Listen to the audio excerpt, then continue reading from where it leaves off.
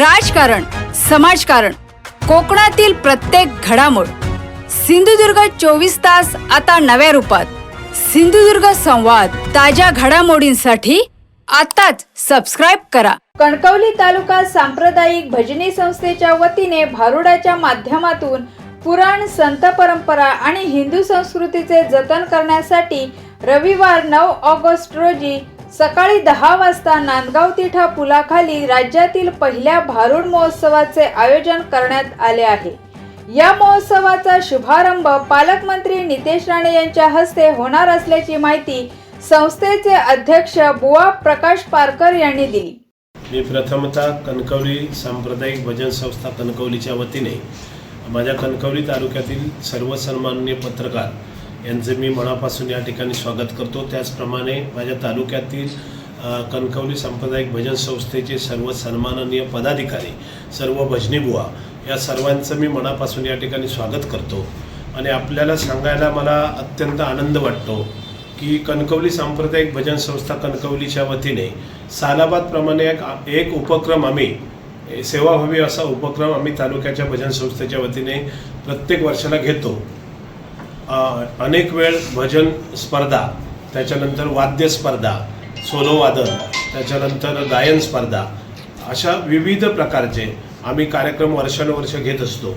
याच्यापूर्वी अनेक प्रकारचे कार्यक्रम सामाजिक, त्याच्यानंतर आपत्कालीन मदत करणं असेल किंवा ज्यावेळी कोरोनाचा काळ होता त्याच्यामध्ये जे आमचे चाहते लोक किंवा गरीब भजनी बुवा यांची परिस्थिती आज अगदी म्हणजे हे आहे, अशा प्रकारच्या भजनी बुवांपर्यंत पोहोचून त्या परिस्थितीत सुद्धा आम्ही आमच्या तालुका भजन संस्थेच्या वतीने सगळ्यांना मदत करण्याचंही काम आमच्या संस्थेच्या वतीने केले.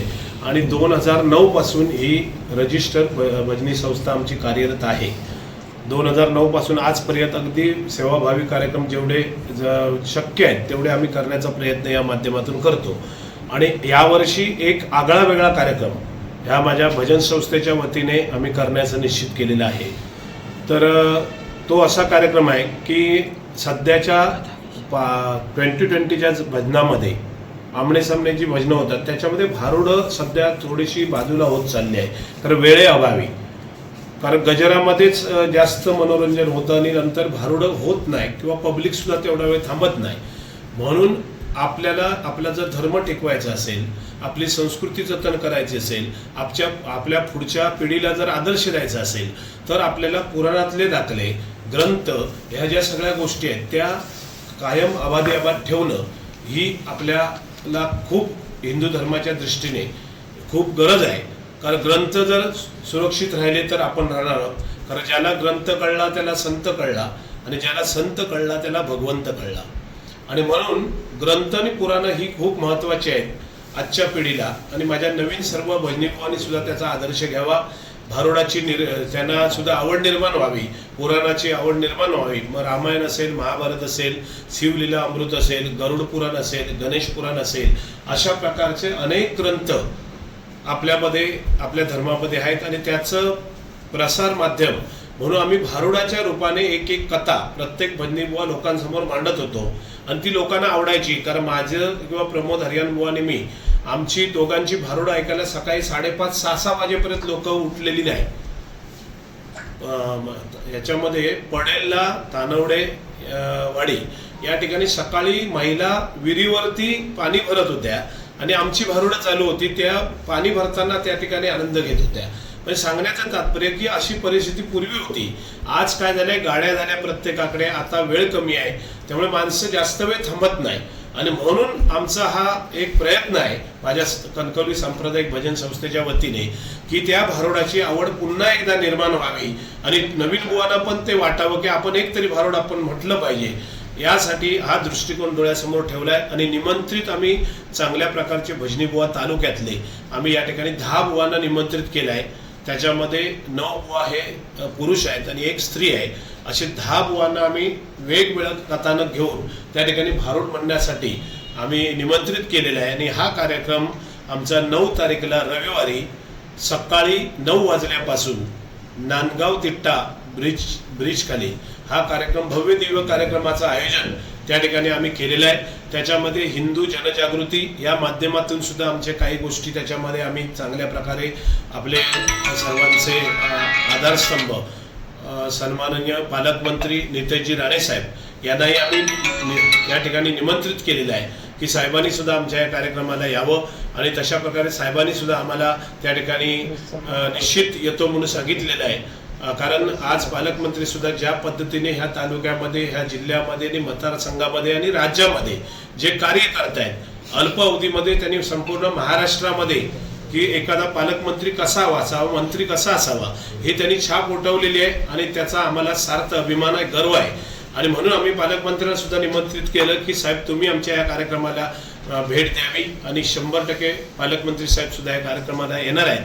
तर आपण सुद्धा या माध्यमातून आमच्या या कार्यक्रमाची प्रसिद्धी करावी आणि संपूर्ण ह्या भारत देशामध्ये आणि महाराष्ट्रामध्ये आमचा हा कार्यक्रम पोहोचला पाहिजे ही अपेक्षा मी माझ्या सर्व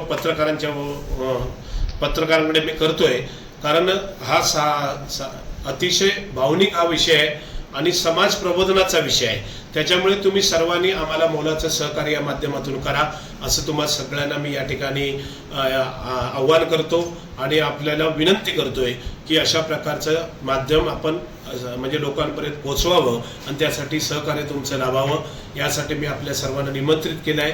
माझ्या या ठिकाणी वाक्याला तुम्ही मान दिला आणि मोठ्या संख्येने माझ्या तालुक्यातील सगळे पत्रकार आपण या ठिकाणी उपस्थित राहिलात.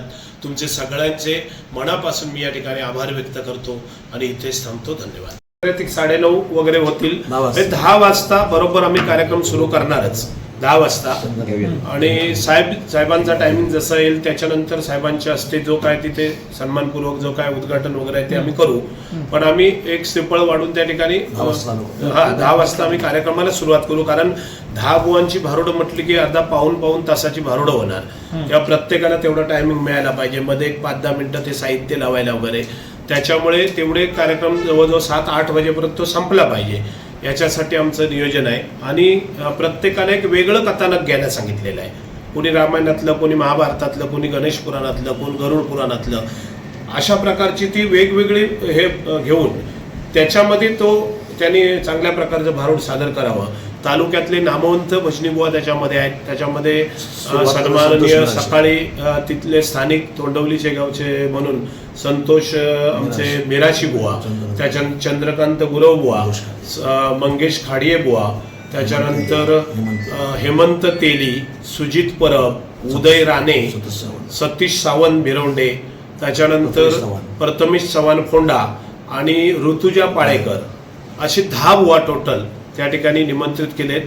कोणाचं चुकून एखादं नाव राहिलं असेल बोलता बोलता आणि गणंजय तेली शिवडाव अशा प्रकारचे भजनीबुवा त्या ठिकाणी निमंत्रित केलेले आहेत. 11 बुवा आहेत टोटल. तर त्याच्यामध्ये चांगल्या प्रकारची भारुडं ते सादर करतील जेणेकरून त्या पुराणातले दाखले त्या ठिकाणी देऊन आम्हाला पुन्हा एकदा सर्व भजनीबुवांना, भजन रसिकांना या भारुडाची आवड निर्माण व्हावी, वाचनाची आवड निर्माण व्हावी आणि आपले ग्रंथ अबाधियबात राहावे हा आमचा खरा दृष्टिकोन आहे. आणि महाराष्ट्रामध्ये मला सांगायला अभिमान आहे की अशा प्रकारचा हा कार्यक्रम आम्ही पहिलाच कार्यक्रम संपूर्ण महाराष्ट्रामध्ये भारुड महोत्सव म्हणून हा पहिला कार्यक्रम आपण या ठिकाणी करतोय. सिंधुदुर्ग 24 तास आता नव्या रूपात. सिंधुदुर्ग संवाद ताज्या घडामोडींसाठी आताच सबस्क्राईब करा.